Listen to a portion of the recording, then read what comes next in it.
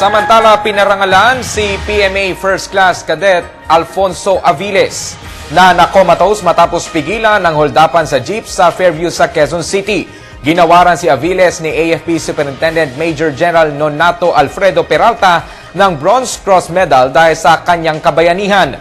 Ayon kay Peralta, maituturing umanong milagro ang nangyari kay Aviles. Samantala, pinasalamatan naman ni Aviles ang lahat ng mga nagdasal para sa kanyang kaligtasan, lalong-lalo na sa mga hindi niya kakilala.